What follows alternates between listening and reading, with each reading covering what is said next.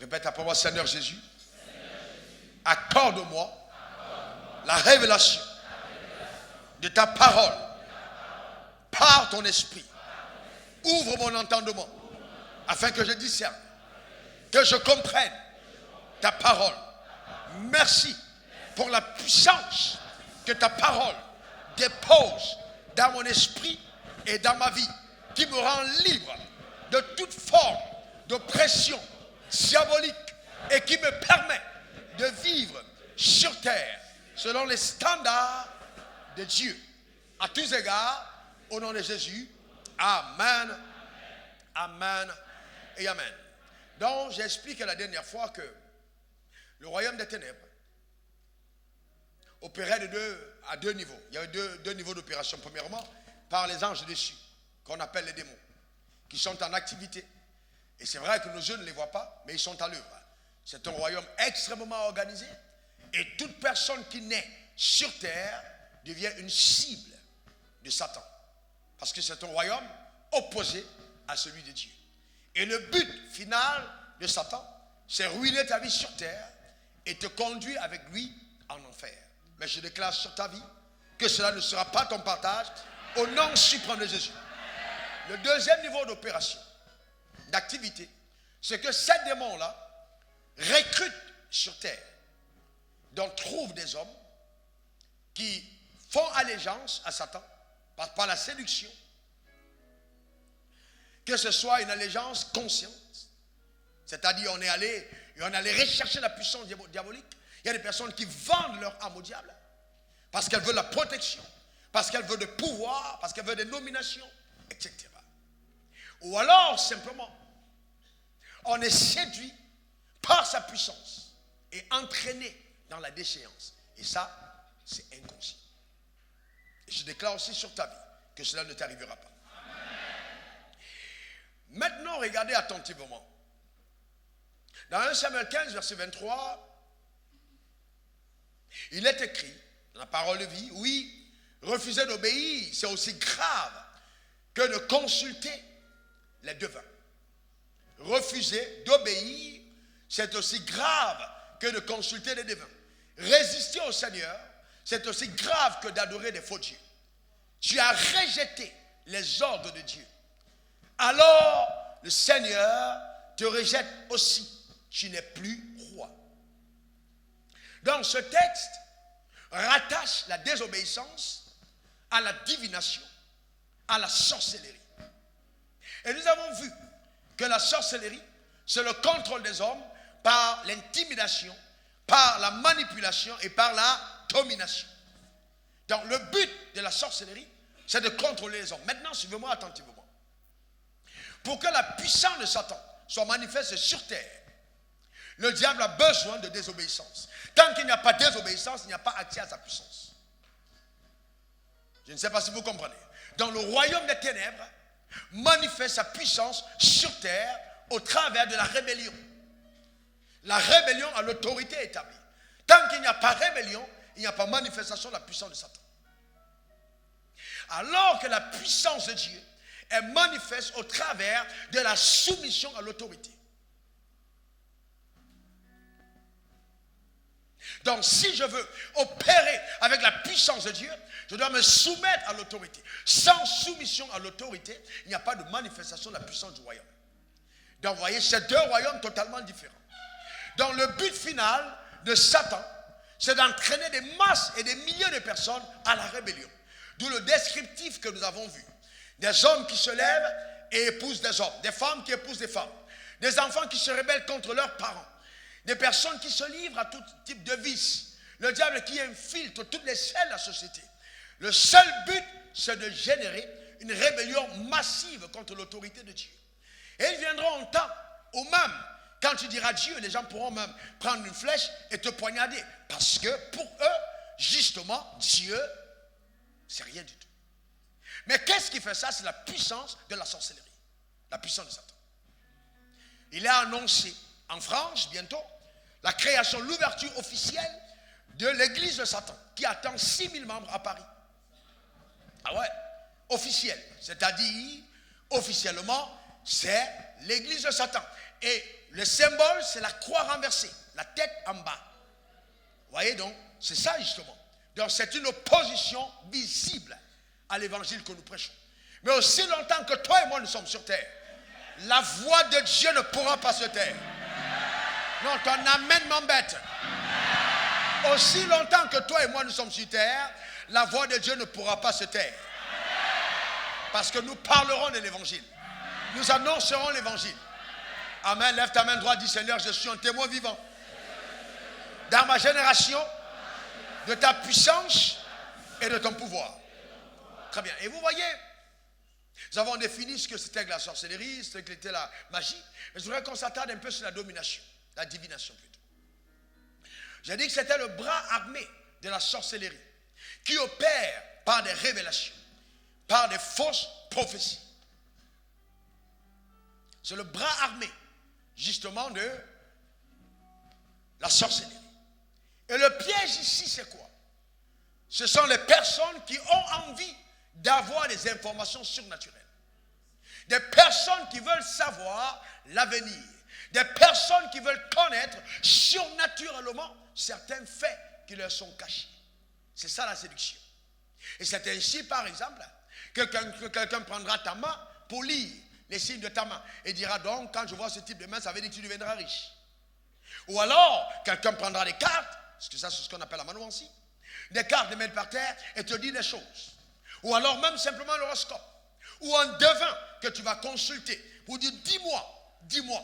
Et vous savez, ce qui est terrible, c'est que même dans l'église, on retrouve des personnes qui ont cru en Jésus, qui vont encore consulter les devins. Oui, je connais un couple, on a volé à la maison, et donc la femme a dit, ok, si c'est comme ça, on va appeler Choumou Choumou du quartier. Donc Choumou Choumou va venir ici, maintenant il va faire son truc, et on va désigner le voleur. Non, en tant qu'enfant de Dieu, vous n'avez pas le droit de le faire. Pas du tout. Est-ce que quelqu'un comprend de quoi je parle? Bien aimé, n'oubliez jamais ceci. Tout ce que Dieu vous cache, c'est pour votre bien. Et tout ce dont il a besoin que tu sois informé, il te le révélera. C'est clair. Est-ce que quelqu'un comprend de quoi je parle? C'est très important. Et donc, l'astrologie, l'horoscope, la monomancie, la boule de cristal, les chories, les invocations des morts consultées, toutes ces personnes-là qui disent les diseurs de bonnes nouvelles, ce sont justement les bras, les branches, d'accord, armés de la divination. Ils opèrent avec l'esprit de divination. Et vous voyez, il faut comprendre le monde surnaturel. Le vrai problème, c'est que beaucoup de croyants ne comprennent pas le monde spirituel. Comment est-ce qu'il est ce monde? Eh bien, suivez-moi attentivement. Jésus a dit lorsque vous priez, dites, notre Père qui est aux cieux, pas au ciel. Il a dit quoi? Très bien. Vous savez bien que cieux, c'est quand même le pluriel, le ciel. Donc c'est clair qu'il n'y a pas un seul ciel. Donc là, la Bible détecte clairement combien de ciels? 3 ciels au moins, parce que l'apôtre Paul dit, je fus transporté au 3e ciel. Donc au moins, on a une référence biblique de l'existence d'un 3e ciel, mais pas d'un 4e. Donc on peut conclure qu'il y a 3 cieux. Maintenant, suivez-moi attentivement. Suivez-moi très bien. Nous vivons ici, sur terre, au niveau du 1er ciel. Le 1er ciel, c'est le siège de la puissance militaire. Tout ce qui est humain, la puissance économique, la puissance politique, c'est ici, au 1er ciel. D'accord? C'est ici. Maintenant, au-dessus du 1er ciel, il y a le 2e ciel. Et le 2e ciel, c'est le siège de tout ce qui est puissance satanique. Mais c'est au-dessus du 1er ciel. Regardez. Quand Dieu a créé, vous vous rappelez, il sépara les eaux d'en haut d'avec les eaux d'en bas. C'était le 2e jour. Dieu n'a rien dit. Il n'a pas dit, je vois que cela est bon, il s'est tu. C'est le seul endroit dans la Bible, quand Dieu créait, où il n'a rien dit. Tous les autres endroits, c'était bon, c'était bon, c'était bon, c'était bon, c'était très bon. Mais ce jour, il s'est tu. Pourquoi? Parce qu'il venait de faire le firmament, qui est le 2e ciel, qui était l'endroit réservé justement à où le diable et ses démons devaient rester. Est-ce que quelqu'un comprend de quoi je parle? Très bien, c'est dans votre Bible en Genèse. D'accord? Donc, quand nous montons, nous confrontons directement le 2e ciel. Et c'est après le deuxième ciel qu'il y a le troisième ciel, qui est le ciel de la puissance, là où la puissance angélique, qui n'est pas démoniaque, au-dessus. Mais toute personne qui est en contact avec le deuxième ciel est en contact avec le surnaturel, est en contact avec le spirituel. C'est pour ça que tout ce qui est spirituel n'est pas divin. Donc je peux avoir des révélations qui viennent du deuxième ciel sans que ça ne vienne de Dieu. Et donc quand vous allez consulter les devins, ils sont en relation avec la puissance du deuxième ciel. Plus je monte, plus je regarde et plus je vois tout. Donc le diable peut venir te dire ce qui va arriver dans 10 ans. Il peut te dire des choses à venir. Bien-aimé, si les gens continuent de consulter les devins, les mages, les gens qui lisent des bouts de cristal, parce qu'il y a certains d'entre eux qui disent des faits vrais. Cependant, ce fait vrai est dit avec l'esprit de la manipulation, pour occulter ta destinée, et la fin c'est la ruine. Et c'est pourquoi Dieu dit, ne les consultez pas. Parce que quand vous les consultez, vous vous ouvrez au mauvais esprit. Et la conséquence, vous commencez à vous voir en train de faire des choses que vous n'aurez pas rêvé faire. La division dans votre maison. Votre femme commence à rentrer tard. Le mari commence à découcher. Les enfants commencent à fumer la drogue. Parce que vous avez consulté justement de mauvais esprits qui sont entrés légalement dans votre maison. Pour prendre possession justement de votre destinée. Et vous posez des questions, mais qu'est-ce qui m'arrive? Ce qui t'arrive, c'est que tu as ouvert ta vie aux esprits méchants. Voilà le drame. Chaque fois que le diable fait quelque chose pour toi, c'est contre toi. Il ne faut jamais l'oublier. Chaque fois qu'il fait quelque chose pour toi, c'est contre toi. Il ne fera jamais quelque chose pour toi, C'est toujours contre toi. Eh bien, alors on va voir des choses très profondes. Hein? On va voir vraiment très très profondes. Vous savez que le roi Saül a été choisi par Dieu. Vous vous rappelez, Dieu l'a établi puisque le peuple a voulu un roi et puis donc finalement Dieu a dit ok, je vous le donne, nous voilà le roi que vous voulez, je donne Saül. Donc Saül était roi de la part de l'Éternel. Est-ce que quelqu'un comprend de quoi je parle? Maintenant suivez ce qui se passe. Dans 1 Samuel 15, versets 23 à 24 que nous venons de lire, Saül reçoit de la part de Dieu en ordre, après de dévouer par interdit tout ce qu'il aura récupéré des Philistins, de tout tuer. Maintenant, quand il récupère les bœufs, il se rend compte qu'elles sont grasses, et les vaches, etc.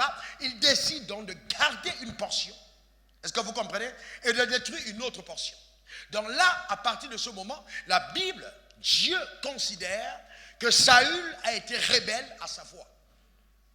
Mais je voudrais attirer l'attention sur un fait. Saül n'a pas été rebelle à la loi. Saül a été rebelle à la voix. Parce que s'il avait été rebelle à la loi, on parlerait de la faiblesse de sa chair. Mais rebelle à la voix, on parlerait du cœur tordu qu'il a. C'est ça la différence. Donc Dieu lui a dit, mais il a choisi écouter la voix du peuple. Écouter les penchants de son cœur, au lieu d'écouter la voix de l'Éternel. Je ne sais pas si vous comprenez la nuance.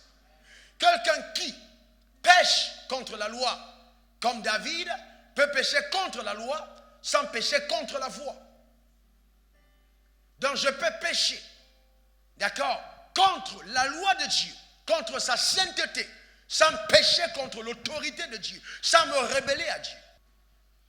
La rébellion, c'est-à-dire que mon cœur choisit délibérément de dire, j'ai entendu Dieu me dire de faire telle chose, je fais le contraire, parce que c'est ce que je veux faire. Donc ça révèle l'inclinaison tordue de mon cœur et la séduction qui est entrée dans notre cœur. C'est pour ça qu'il faut faire très attention. Donc, et là, quand il pose cet acte, vous allez voir dans 1 Samuel 15, verset 23-24, et là alors le prophète lui dit que la désobéissance est aussi coupable que la divination. Vous voyez, la désobéissance est aussi coupable que la divination. Pourquoi est-ce que, à cet endroit précis, la désobéissance et la divination sont collées? Vous allez comprendre après. D'accord? Et il dit, et la résistance ne l'est pas moins que l'idolâtrie et les thérapeutes, puisque tu as rejeté la parole de l'Éternel. il te rejette comme roi. Alors Saül dit à Samuel, j'ai péché car j'ai transgressé l'ordre de l'Éternel. J'ai transgressé l'ordre, c'est-à-dire il a entendu Dieu lui dire et il a transgressé. Bien-aimé, combien d'entre nous dans nos assemblées avons entendu Dieu nous dire, tu viens de faire un marché, tu as gagné 10 millions, donne 5 millions devant l'autel. Et nous avons résisté à la voix, on n'a pas obéi. Ça paraît à notre entendement n'est pas quelque chose de grave. Mais aux yeux de Dieu, aussi longtemps que tu l'as entendu et que tu tournes le dos à sa voix, tu deviens rebelle à son autorité. Parce que la voix de Dieu révèle l'autorité de Dieu. Est-ce que vous me comprenez? Et c'est ça justement, c'est pour ça que l'église est devenue charnelle, faible, d'accord? Et que beaucoup de personnes n'ont plus la passion de Dieu dans leur cœur. Ils sont devenus légalistes au lieu d'être personnes amoureuses de Dieu. Levez la main si vous comprenez ce que je suis en train de dire. Très bien. Donc vous voyez, il dit, puisque tu as rejeté ma voix, la parole de l'Éternel.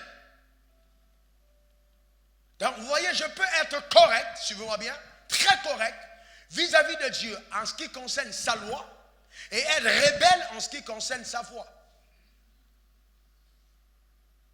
Je reprends.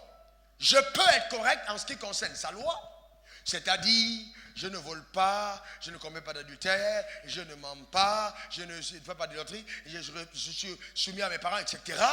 Mais je suis quand même rebelle à sa voix. La voix m'a donné un ordre. La voix m'a intimé de faire quelque chose. Mais je me réjouis d'être attaché à sa loi sans obéir à sa voix. Et c'est pourquoi, dans la Nouvelle Alliance, il dit, seuls ceux qui sont conduits par l'Esprit de Dieu sont fils de Dieu. C'est-à-dire ceux qui obéissent à la voix de l'Éternel. Et qui font ce que l'Éternel demande qu'ils puissent faire. Lève ta main vers le trône de la grâce et dis, Seigneur, je veux t'obéir de tout mon cœur. Oh, dis-le encore, encore, encore. Alléluia. Amen. Vous voyez? Donc, et là, vous allez vous rendre compte de quelque chose de très fort. Regardez bien comment est-ce que Saül a ouvert son cœur à l'esprit de la sorcellerie. Regardez le 1 Samuel 26, 15-26. Samuel dit à Saül, je ne retournerai point avec toi, car tu as rejeté la parole de l'Éternel. Et l'Éternel te rejette, afin que tu ne sois plus roi sur Israël. Et comme Samuel se tournait pour s'en aller, Saül le saisit par le pan de son manteau. Regardez ça. Donc, le prophète a parlé. Il est roi. Le prophète représente l'autorité divine. Le prophète représente Dieu. Le roi est établi pour la gestion de la cité. Alors, il apporte la parole de l'Éternel. Viens, s'il te plaît. Saül le tient par le pan de son manteau. Ça, c'est de la familiarité et du mépris pour l'autorité qu'il est en train d'avoir. Cet acte-là, c'est ce qui a été fatal à Saül. Il a tenu le manteau, le pan du manteau. D'accord? Vous savez, le manteau de loin de Dieu. Faites très attention. Quand l'esprit de sorcellerie commence à opérer dans votre vie, la première des choses que vous allez vous rendre compte que vous commencez à faire, vous mettez la main sur le pan de l'autorité divine. Vous parlez de votre pasteur comme si c'était votre ami. Vous critiquez ses messages comme si c'est lui qui vous avait appelé. Vous voyez, vous remettez en cause ce qui s'est fait de son autorité. Vous ne vous rendez même pas compte que vous êtes en train de saisir le pan du manteau. Le manteau qui est le symbole du revêtement de l'onction et de l'appel qui est placé sur ses épaules. Alors vous saisissez le pan du manteau. Reste là un moment. Regardez ce qui se passe, bien-aimés.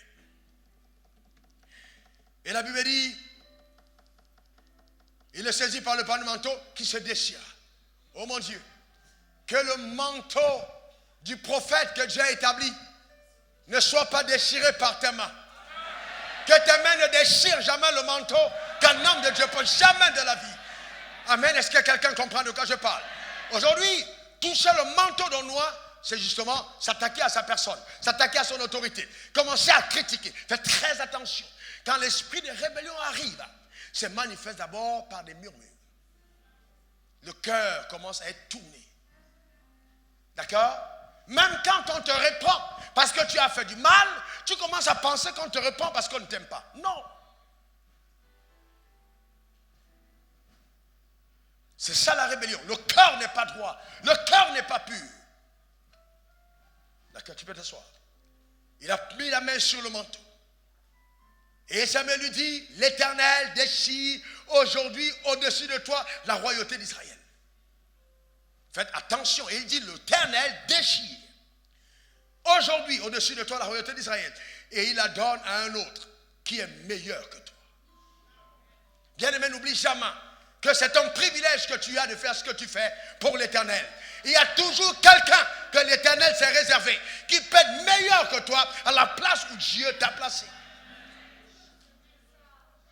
Il faut faire très attention.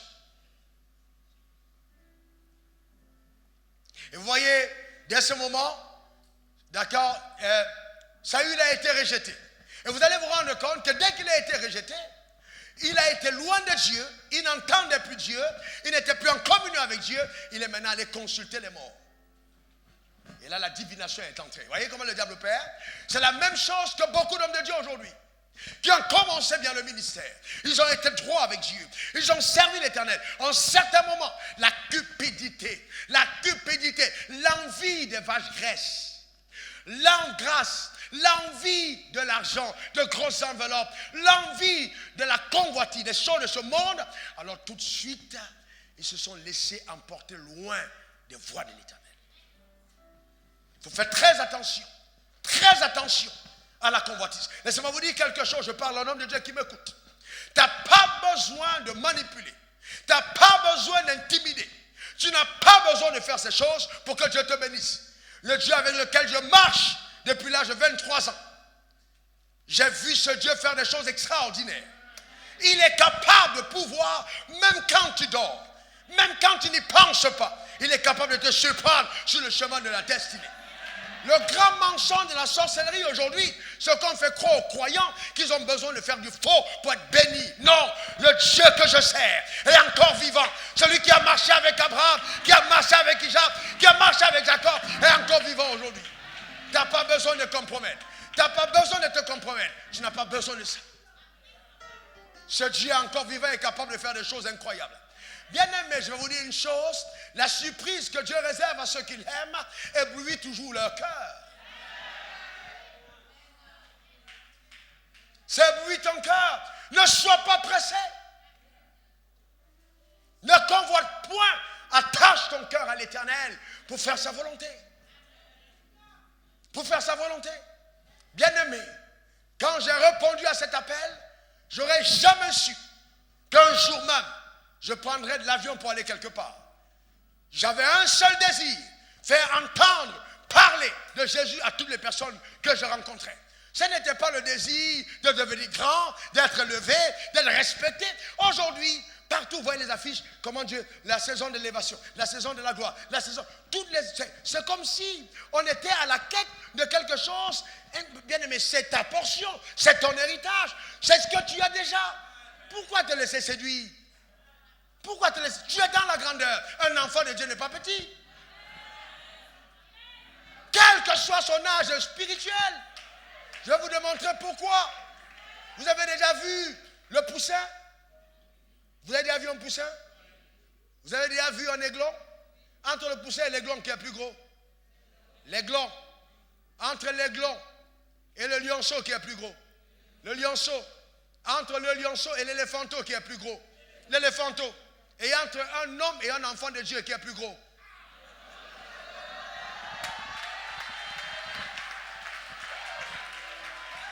C'est pas une question d'âge, c'est une question de nature. On est engendré par Dieu. Donc vous n'allez pas me dire la grandeur, la grandeur. Je suis engendré dans la grandeur. Donc je n'ai pas besoin de chercher la grandeur. Est-ce que quelqu'un comprend de quoi je parle? J'ai plutôt besoin de chercher l'obéissance à celui-là qui est grand et qui m'a engendré. Je ne cours pas après ces choses, c'est mon cœur à lui. C'est ça en fait. On a beaucoup de messages d'ensorcellement. Et on transforme aujourd'hui les enfants de Dieu aux petits mendiants qui ramassent les miettes qui tombent de la table alors que ta place est à la table. Sortez de cet évangile faux, falsifié, truqué, juste pour enrichir le ventre de celui qui prêche. Et attachez-vous à la vérité. C'est ça le problème. Qu'est-ce que Dieu n'était pas capable de donner à Saül? Il t'a fait roi sur un peuple. Et toi, tu te contentes d'aller garder ce qu'il t'a demandé de tuer. Vous devez craindre Dieu. Quand Dieu te demande de faire quelque chose, fais-le. Il connaît mieux que toi ce qui est bon pour toi. Il faut phagocyter, détruire, crucifier, enflammer, brûler tes faux raisonnements. Ils n'ont pas de place là où Dieu se trouve. Il est plus grand que toi. Il va émerveiller ton existence. Il va te faire parler en langue en plein midi. Je te garantis, tu marcheras dans la rue et tu seras dans l'ivresse de la joie à cause de ce que l'Éternel fera. Bien aimé, je vais vous dire une chose. J'ai été dans la position où je n'avais pas d'argent. J'ai eu l'argent, je vais vous dire ceci. Au-dessus de tout, ce qui est plus grand, c'est la présence de Dieu. Je vous garantis, vous ne pouvez pas imaginer ce que c'est que de poser un pas, de poser 2 pas, 3 pas et de savoir que Dieu est avec toi quand tu marches. Il n'y a rien de plus grand que ça. J'entre dans une chambre, il est présent. Je suis dans un avion, il est présent.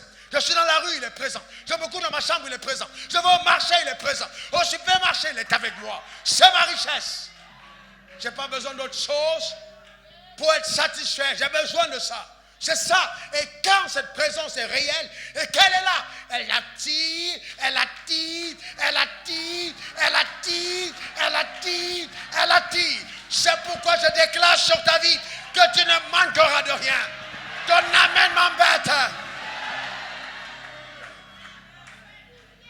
Tu vas rouler des voitures et offrir des voitures.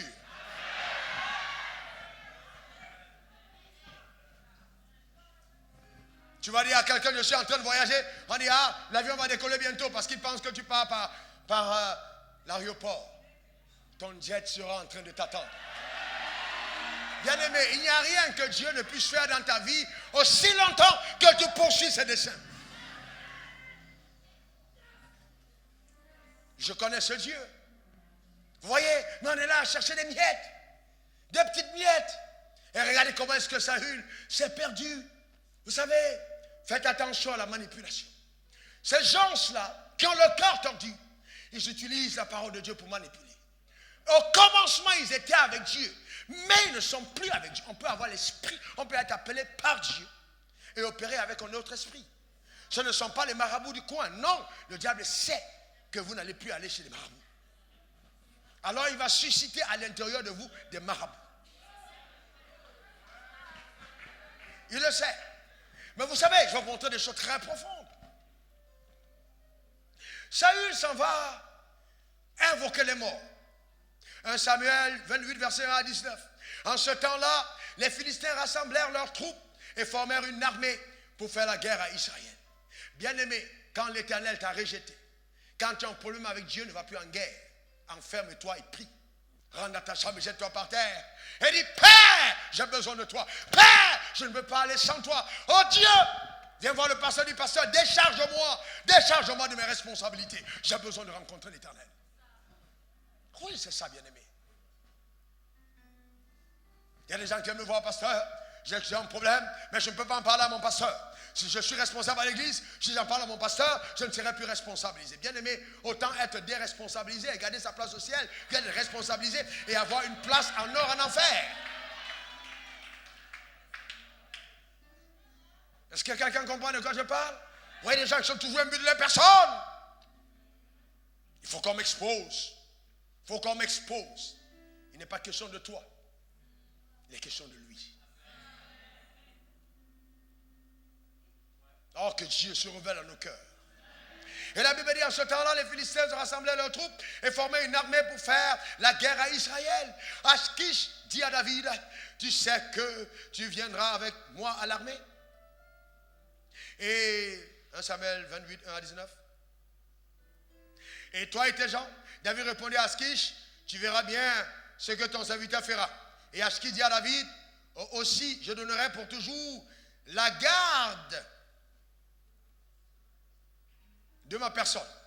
Samuel était mort. Tout Israël avait pleuré.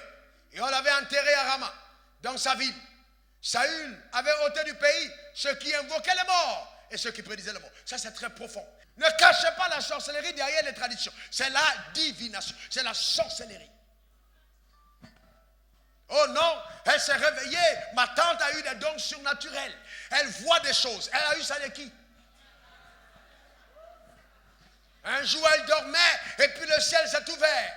Alors maintenant, quand elle te dit les choses, c'est toujours clair. Mais c'est la sorcellerie.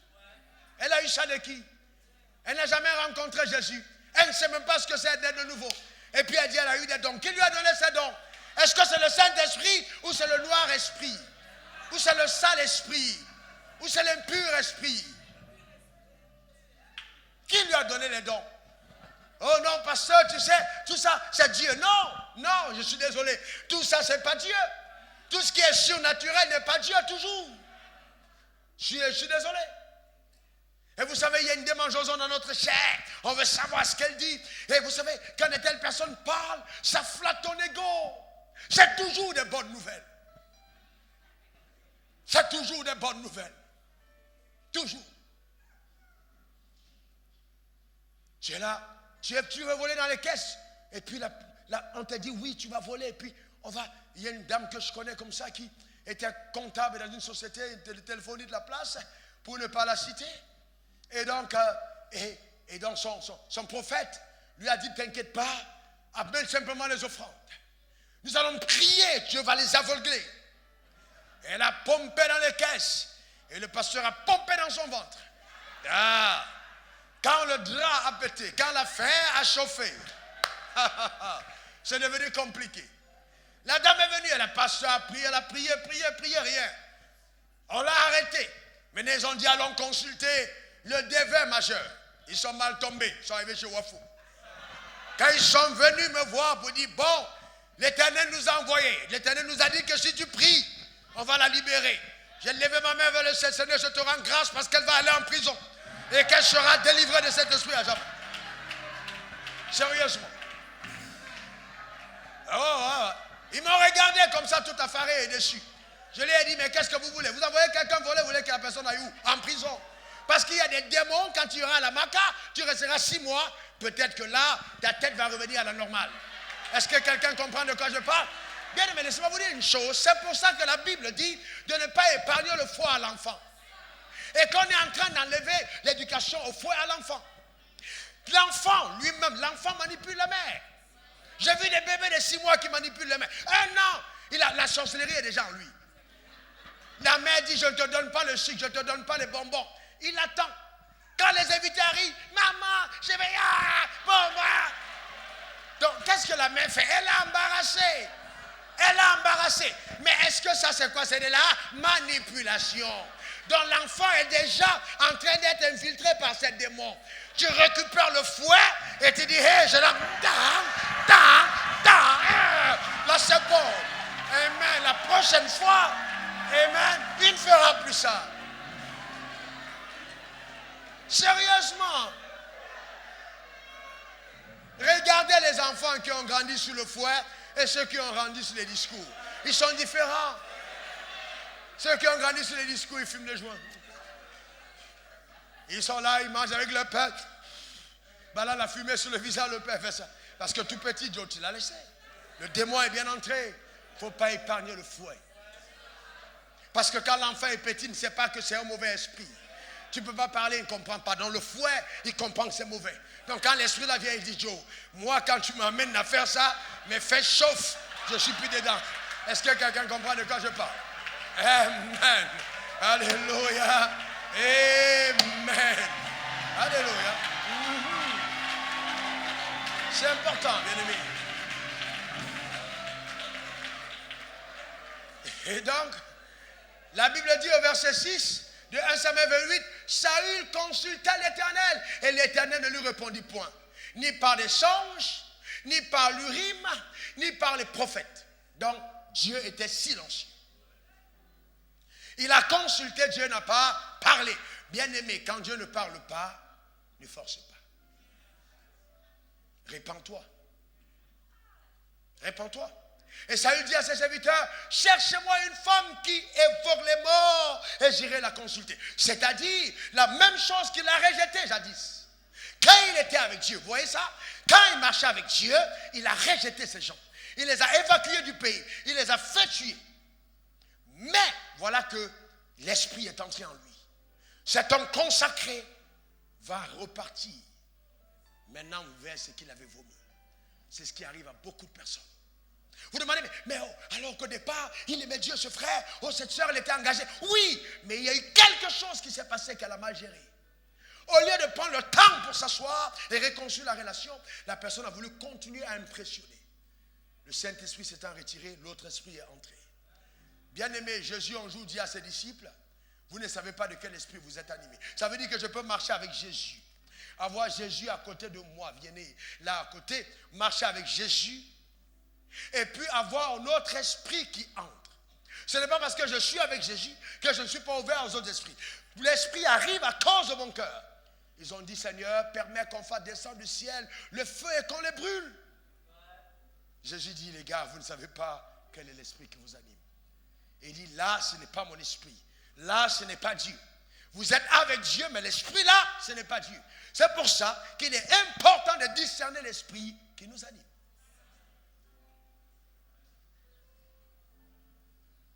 Regardez par exemple, si je dis maintenant on va faire des prières, la personne qui s'est moquée de toi, on va le frapper d'aveuglement. Vous allez vous rendre compte que les chrétiens deviennent forts. Feu, feu, feu. Si on dit on va donner son cœur à Dieu, il dort. Prions pour la consécration. Il ne prie plus. Mais là, quand on demande de faire des prières, où l'ennemi va tomber, où notre patron va augmenter notre blé le lendemain, alors qu'on ne travaille pas bien. Là, ils sont forts. Puis on va l'aveugler. J'aveugle mon patron. Il va signer une promotion. Il va multiplier mon salaire par 3. Non. Il y a des gens qui font de telles prières. Apporte-moi une offrande, ton patron va augmenter ton salaire. Je muselle, je détruis cette influence prophétique sur ta vie. Je déclare que si tu as été en contact avec de tels esprits, la dépollution prophétique arrive dans ton homme intérieur. Au nom suprême de Jésus, donne-moi ton meilleur amen. Waouh. Et la Bible dit, ses serviteurs lui disent, voici, à NDA, il y a une femme qui est aveuglément. Comment toi-même tu peux avoir les serviteurs et ils ont toutes les informations sur l'ennemi? Ils savent où se trouve. Est-ce que vous comprenez? Mon Dieu. Alors Saül se déguisa. Il prit d'autres vêtements. Et il partit avec 2 hommes. Ils arrivèrent de nuit chez la femme. Saül lui dit, prédis-moi l'avenir en invoquant un mort. Et fais-moi monter celui que je te dirai. La femme lui répondit, voici tu sais que ce que Saül a fait. Comment il a retranché du pays ceux qui évoquent les morts et ceux qui prédisent l'avenir. Pourquoi tends-tu un piège à ma vie pour me faire mourir? Donc elle-même, elle était prête à mettre fin à son activité à cause de la dureté de Saül. C'est pourquoi il est important d'avoir des rois qui se tiennent pour Dieu. Est-ce que quelqu'un comprend de quoi je parle? Que toutes les personnes qui sont en train de faire des invocations sataniques ferment leur boutique. C'était la position de Saül. Avant la compromission. Au nom de la liberté des cultes, on est entré dans le culte. Que Dieu nous aide. Et la Bible dit, Saül lui jura par l'Éternel en disant, l'Éternel est vivant, il ne t'arrivera point de mal pour cela. La femme dit, que veux-tu que je te fasse monter? Et il répondit, fais-moi monter Samuel. Vous savez, la femme dit, qui tu veux que je te fasse monter? Qui tu veux que je te fasse monter? Il dit, fais-moi monter Samuel. Lorsque la femme vit Samuel, elle poussa un grand cri et elle dit à Saül, pourquoi m'as-tu trompé? Tu es Saül. Le roi lui dit, ne crains rien. Mais que vois-tu? La femme dit à Saül, je vois un Dieu qui monte de la terre. Et il lui dit, quelle figure a-t-il? Elle répondit, c'est un vieillard qui monte et il est enveloppé d'un manteau. Saül comprit que c'était Samuel. Et il s'inclina le visage contre terre et se prosterna. Samuel dit à Saül, pourquoi m'as-tu troublé? en me faisant monter. Saül répondit, je suis dans une grande détresse. Les Philistins me font la guerre et Dieu s'est retiré de moi. Et il m'a ni répondu par les prophètes, ni par les songes. Et je t'ai appelé pour que tu fasses connaître ce que je dois faire. Samuel dit, pourquoi donc me consultes-tu? Puisque l'Éternel s'est retiré de toi et que tu es devenu, et qu'il est devenu ton ennemi. L'Éternel te traite comme je te l'avais annoncé de sa part. L'Éternel a déchiré la royauté d'entre tes mains et il l'a donné à un autre, à David. Tu n'as point obéi à la loi de l'Éternel et tu n'as point fait sentir à Amalek l'ardeur de sa colère. Voilà pourquoi l'Éternel te traite aujourd'hui de cette manière. Et même l'Éternel livrera Israël avec toi entre les mains des Philistins. Demain, toi et tes fils, vous serez avec moi. Et l'Éternel livrera le camp d'Israël entre les mains des Philistins. Voyez-vous? Et là, voyez, ici, beaucoup de personnes ont pris ce texte et ont dit non, la consultation des morts est biblique. Non, la consultation des morts n'est pas biblique. Sauf que là, dans la démence du prophète, la démence prophétique, quand un homme de Dieu a connu Dieu et il entre dans la démence, Dieu est capable de passer par des oracles sataniques pour parler à cette personne. C'est-à-dire, par exemple, Balaam et Balak. L'âme de Balaam a parlé et a commencé à dire, elle a vu l'ange pendant que l'homme ne voyait pas. Mais pourquoi? Ce sont des faits surnaturels que Dieu peut souvent démontrer pour manifester sa souveraineté. Ça ne veut pas dire qu'il approuve ce que Saül avait fait. Saül avait été rejeté. J'ai vu des gens qui sont allés chez des marabouts et ils sont allés pour jeter un sort contre des croyants. Et le marabout lui-même a dit aux personnes, attention à ces personnes. On ne peut rien contre elles. On vient de me dire maintenant que si je continue, je te ferai mourir. Même le marabout peut t'avertir. Pourquoi? Parce qu'il ne faut pas oublier que le maître du surnaturel, c'est Dieu. Est-ce que quelqu'un comprend de quoi je parle?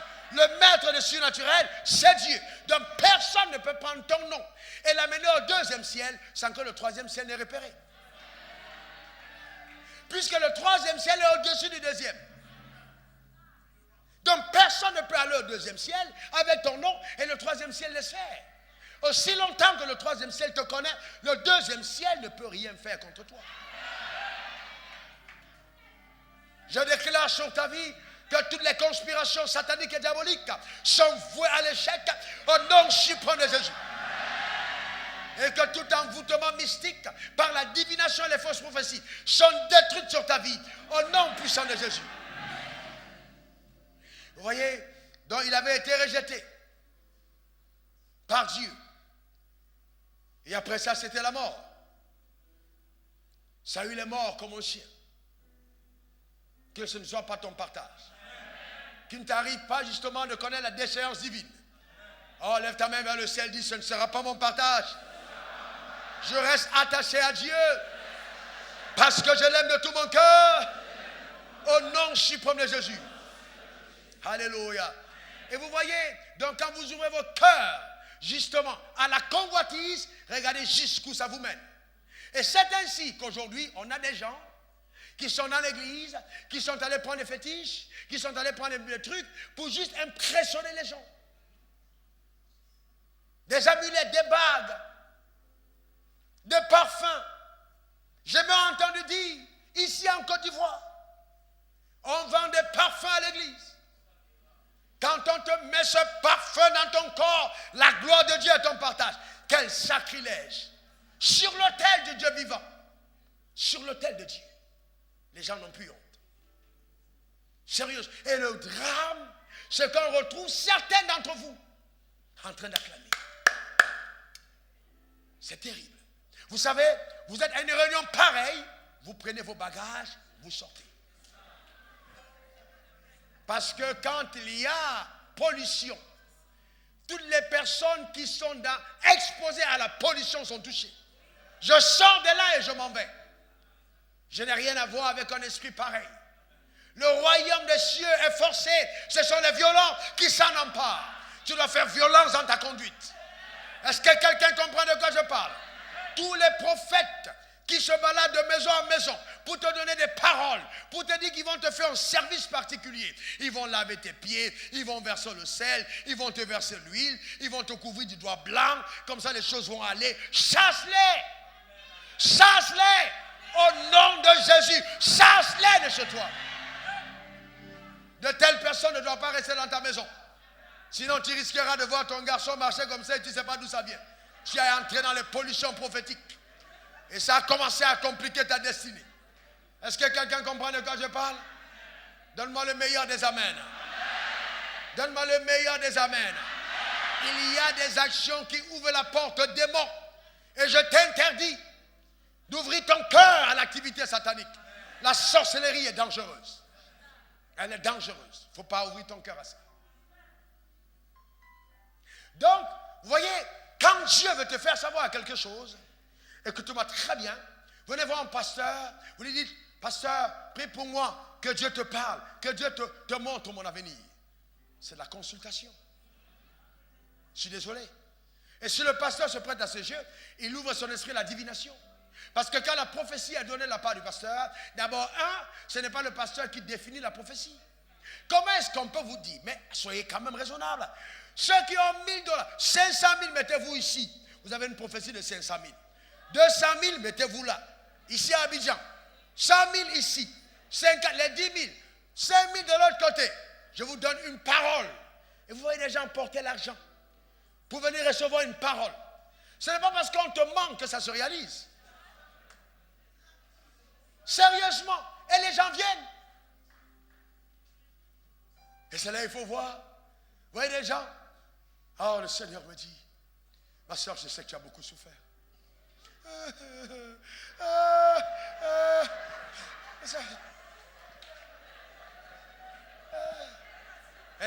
Ma soeur, est-ce que je mens? Tu ne mens pas. Non, le Seigneur me dit qu'il va essuyer de là-bas.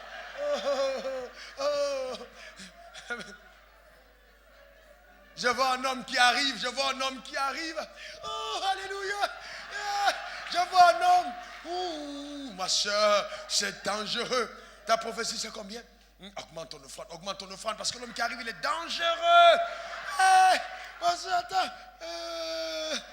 1 million. Ouh, je le vois. On dirait qu'il roule en Mercedes. Augmente. C'est parce que je vois un avion qui est caché derrière. 2 millions. Oh, jet privé. Alléluia. Et vous voyez, il y a des gens qui sont comme ça. Amen. La prophétie change quand le montant change.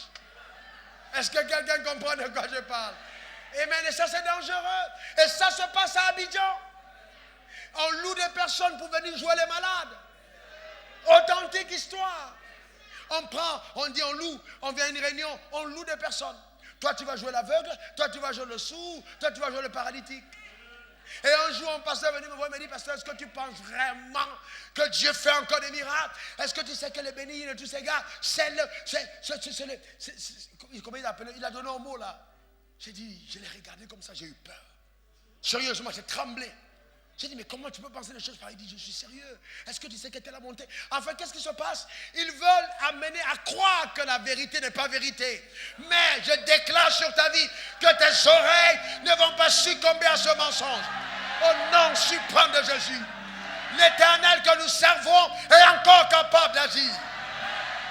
Un Dieu qui a fait descendre la manne du ciel. Ne fera-t-il pas, ne pourra-t-il pas te donner ce que tu as besoin? Qui a fait jaillir l'eau du rocher, ce Dieu n'a pas changé. Il a fait traverser nos pères dans la mer Rouge comme passant par sec. La science a des problèmes. J'ai lu un documentaire, un livre qui parlait de Moïse comme étant un grand leader, en disant que non, il a étudié, il savait en quelle période les eaux étaient basses. Et c'est comme ça qu'il est allé, mais parce qu'ils veulent tout faire pour dire que ce n'est pas vrai. Bien aimé, la Bible est vraie. Est-ce que quelqu'un comprend de quoi je parle? Et le Dieu que je sais fera encore ces miracles dans ta vie. Donne-moi 3 fois Amen. Dis encore Amen. Donc c'est important, bien aimé, ne vous laissez pas tromper ou séduire. Le Dieu que je sers est véritable. Amen. Il est capable de faire de grandes choses. N'exposez pas vos esprits aux faux prophètes. C'est pour ça que Jésus disait, méfiez-vous des faux prophètes. Ils viennent de vous, ils viennent, gardez-vous les faux prophètes. Matthieu 7, verset 15. Ils viennent à vous en vêtements de brebis. Donc ils viennent avec l'apparence de serviteurs de Dieu. Souvent même c'est la toge qu'ils ont portée. Mais au-dedans, ce sont des loups ravisseurs. Vous voyez, loups ravisseurs. La finalité, c'est toujours ton blé, ton argent. Ce qui est à toi. Bien-aimé, je suis absent, je voyage, l'argent me suit où je n'ai pas besoin de demander. L'Éternel est bon, l'Éternel est fidèle, l'Éternel veille sur sa parole pour l'exécuter. L'Éternel pourvoit encore aux besoins. On n'a pas besoin de manipuler. On n'a pas besoin. C'est honteux. On a réduit l'évangile à un petit commerce, c'est honteux. Comme si on était des vendeurs de tapis. C'est juste lamentable. Il faut que ça s'arrête. Vous voyez, pourquoi est-ce que les faux prophètes étaient mis à mort? Ils étaient mis à mort parce qu'ils séduisaient le peuple. Et chaque fois qu'il y a une activité d'un faux prophète, le faux prophète ouvre ton esprit à l'esprit de sorcellerie. La première chose que tu remarques, c'est que tu n'aimes plus Dieu comme avant. Tu ne pries plus comme avant. Alors tout de suite, ce qui se passe, c'est quoi? C'est que tu as tendance, quand tu as un problème, tout de suite à aller courir voir le prophète. Quand le prophète n'est pas là, Dieu n'est pas là. Un jour, j'ai oublié à inviter un autre comme ça, et je ne savais pas comment est-ce qu'il était. Il a commencé. D'abord, au départ, c'était bien, c'est-à-dire vêtements de brebis. Maintenant, quand il est bien entré, et que la vigilance est peut-être ôtée, il commence son message, il dit, maintenant je voudrais vous dire aujourd'hui que la prophétie est au-dessus de la parole de Dieu. Mon Dieu, j'ai eu beaucoup de maîtrise de soi. Mes pieds se sont touchés entre eux. J'étais en train d'hésiter, soit j'avais arraché le micro, mais en même temps l'église n'est pas mûre. Et si tu ne fais pas attention, ton action va amener la division. Les gens vont dire que tu es jaloux, parce que les gens ne sont pas matures. Tu commences à parler en langue, parce que c'est un danger. C'est toi qui l'as invité. Donc tout ce qu'il dit, on cautionne, parce que c'est toi qui l'as fait entrer. Donc il a commencé à parler. Et il parlait. À la fin du message, une dame qui sortait fraîchement d'une église traditionnelle est venue me voir. Elle me dit, pasteur, est-ce que tout ce que cet homme dit est vrai? J'ai dit, mais pourquoi? Elle dit, il y a quelque chose en moi qui me dit qu'il ment. Est-ce que vous me comprenez? Oui, c'était une nouvelle dans l'église, mais elle entendait encore le quelque chose en elle. Combien d'entre vous entendez encore le quelque chose en vous qui vous dit que ce n'est pas vrai? Le Saint-Esprit, le discernement. C'est ce qui manque à l'église, le discernement. Le discernement, le quelque chose là. Il racontait les témoignages. Et le plus grave, c'est qu'il a pris un de mes messages. Ça fait souvent les gens ne savent pas. Il a écouté mon message. Il a pris mon message. Il a pressé mon message avec mes témoignages. Sur ma chair. Je ne sais pas si vous comprenez un peu jusqu'où. C'est-à-dire, tu prends le message, c'est le message. Tu ne sais donc plus où tu l'as pris. Tu prends jusqu'au témoignage. Dans ce message, j'explique, je roulais en voiture, j'ai connu quelqu'un, la personne est tombée, c'était en face de capsule, la personne est morte. J'ai prié pour la personne, en capsule, la personne est revenue à la vie. Il prend le même message, le même témoignage. Copié, collé, identique. Est-ce que quelqu'un comprend de quoi je parle? Et l'église dit, wow, wow. Tu te dis, mais où on va? Où on va? Est-ce que vous comprenez? Elle dit, toi-même, tu rentres chez toi, tu commences à prier, tu dis, Père, qui est ce peuple? Qui est ce peuple sur lequel je suis établi comme pasteur? J'imagine donc la peine de Jésus quand il était à la croix et on demandait, qui voulez-vous qu'on vous donne? Et les gens qui ont marché avec lui et mangé le pain multiplié disaient, Barabbas, Barabbas. Bien aimé, c'est souvent ce qui arrive. Les gens ont connu la vérité, mais elle a régné après. À cause, justement, de la puissance de la sorcellerie qu'ils ont laissé entrer dans leur cœur. Celui qui persévérera jusqu'à la fin sera sauvé. Jusqu'à... Oh, lève ta main droite et dis, j'irai jusqu'au bout. J'irai jusqu'à la fin. La sorcellerie n'a pas de place sur ma vie. J'irai jusqu'à la fin. Au nom suprême de Jésus. Donne-moi un amen 3 fois. Alléluia. Amen. On doit aller jusqu'à la fin. Et c'est pour ça, vous voyez, Dieu dit à Ézéchiel, on termine avec ça, Ézéchiel 13, verset 1 à 2. La parole de l'Éternel me fut adressée en ces mots. Fils de l'homme, prophétise sur les prophètes d'Israël qui prédisent. Et à ceux qui prophétisent selon leur propre cœur, écoutez la parole de l'Éternel. Vous voyez ce qu'il dit? On n'a pas dit prophétise contre les prophètes de Baal, mais contre les prophètes d'Israël. Il y a des prophètes qui ont besoin de prophétie.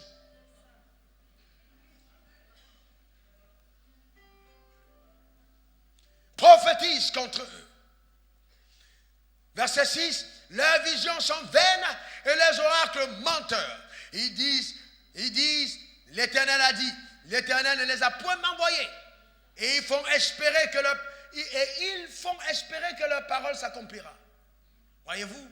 Et vous savez, le naufrage de la mauvaise prophétie, ça te voile, ça te rend paresseux, ça te conduit au néant, ça t'anéantit, ça te plonge dans la désolation. Ça t'aveugle. On a des témoignages de fausses prophéties. La fausse prophétie est terrible. Terrible. Pourquoi? Parce qu'il ne faut jamais oublier. Si par exemple, oh Dieu permet que le peuple comprenne, si par exemple Franck vient, ok, écoute, le révérend Franck vient, j'aime le révérend Franck, je l'aime. Et maintenant, je veux son bien. Je commence à prier, pas pour rechercher la volonté de Dieu, mais pour rechercher son bien. Je peux ouvrir mon esprit à un faux esprit qui commence à me faire dire des choses pour son bien. Alors qu'en fait, Dieu veut que je dise les choses pour la volonté de Dieu, pour le conseil de Dieu. Je commencerai à dire des choses pour lui. Parce que je sais qu'en le disant et en quittant sa présence, il me donnera un chèque. Donc, je vais leur aller consulter et je reviendrai et dire, voici ce que l'Éternel a dit. Ça peut paraître cohérent, ça peut paraître vrai, mais c'est faux. Pourquoi? Parce que derrière, je cours vers les idoles de mon cœur. C'est pour ça que quand un homme est dans le prophétique et que son cœur est ouvert à la convoitise, la pollution est vite arrivée. En fait, c'est ça le problème. Et donc, même quand tu veux dire la vérité, non, et même lui, si tu dis non, attention, attention, c'est quand tu dis, lui ne veut pas. Pourquoi? Parce que lui, la parole qu'on lui a dit, c'est une bonne parole. Et généralement, les deux personnes se trouvent en mauvaise posture avec Dieu. C'est-à-dire, lui, il ne veut pas vivre comme Dieu demande, il ne veut pas prier comme Dieu demande, il ne veut pas être sanctifié comme Dieu demande, mais il veut que Dieu le soutienne. Voilà le vrai problème. Et l'autre de l'autre côté, lui, il veut son blé. Donc les deux sont en corruption. Lui, il est dans la chair, l'autre est dans la convoitise. Toujours la chair. Donc le diable entre et il fait ce qu'il veut faire. Voilà ce qui se passe. Nos souhaits ne sont pas la volonté de Dieu. Nos désirs ne sont pas la volonté de Dieu. La volonté de Dieu est souveraine. Et elle nous amène à nous soumettre à lui, à ses plans, à sa vision, à son but en ce qui concerne notre propre destinée. Voyez-vous, il faut faire très attention. C'est très attention. Et vous voyez donc, faites attention à ça dans vos esprits. Lève ta main vers le ciel, répète après moi, Éternel des armées, il est écrit dans ta parole que personne ne peut maudire lui que tu as béni. Alors, je déclare au nom suprême de Jésus que toutes les œuvres de la sorcellerie, de la divination contre ma vie sont brisées, sont anéanties au nom suprême de Jésus. Et la main de l'Éternel est sur ma vie pour me délivrer, pour m'affranchir, pour me rendre libre au nom de Jésus. À partir d'aujourd'hui, je déclare que les oracles de l'Éternel influenceront ma vie radicalement et la puissance de Dieu me gardera sur le chemin de la destinée. Je suis dans la victoire. Je règne à jamais. La main de Dieu est sur moi. Tout complot contre moi est renversé. Au nom de Jésus. Tout mauvais sort contre moi est détruit. Au nom de Jésus. Je vois la gloire de Dieu m'accompagner sur le chemin de ma destinée. Et le règne de Dieu est mon partage. Au nom de Jésus. Amen.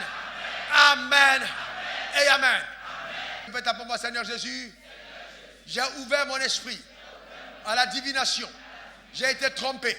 J'ai été manipulé. J'ai été séduit. Mais aujourd'hui, j'ai découvert la vérité. Je renonce à ces esprits. Je déclare sur ma vie que le pouvoir de Satan est ébranlé. Et la gloire de Dieu est mon partage à jamais. À partir d'aujourd'hui, ces esprits de la sorcellerie, ces esprits de la divination, ces esprits occultes qui sont entrés dans ma vie, dans ma famille, dans mes affaires, je commande qu'ils s'en aillent au nom de Jésus. Car j'ai ouvert mon cœur à la sainte lumière de Dieu au nom de Jésus. Amen. Amen. Et amen. On va faire un peu.